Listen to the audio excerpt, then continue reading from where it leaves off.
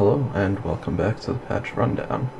In this, I'm going to go over basically the patch notes from the latest patch, which was last night, and we're going to talk about what this means and what the actual changes are going to result in.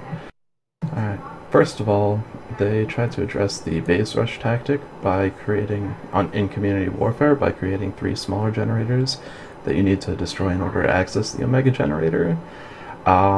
In reality, what this means is that teams just need to be a little bit more coordinated to do the full-on base rush mode, blitzkrieg kind of style that was very prevalent and very effective on the attack mode.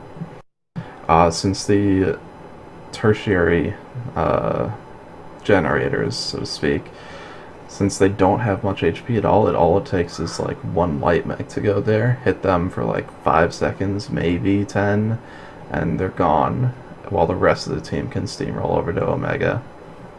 So really, it's not actually making it any...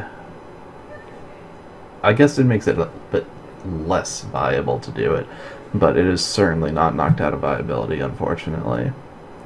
But besides that, they also made changes to the map, like the actual terrain features themselves, and that I think I really like.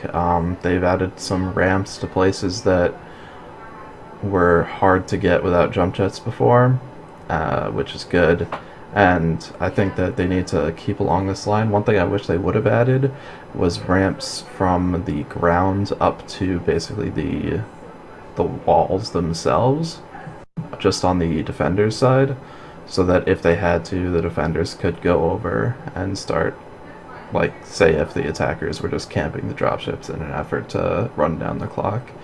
So maybe we'll see that eventually. I don't see any negatives with that, but that's up to PGI, I guess.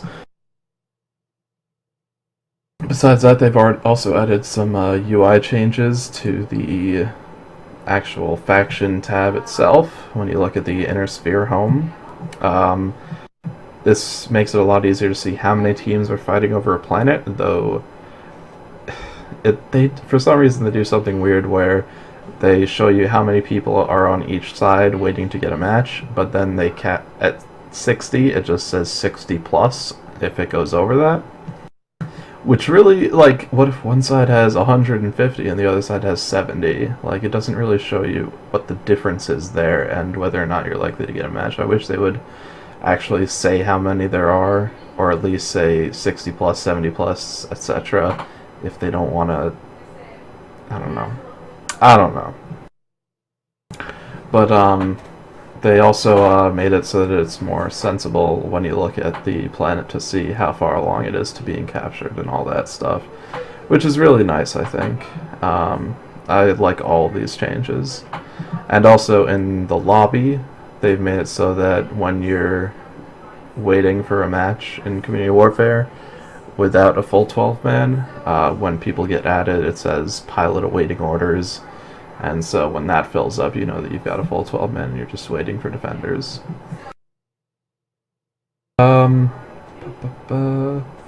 Besides that, they also introduced 64-bit client. I've heard good things about it. I'm using it myself, I just haven't really noticed any changes.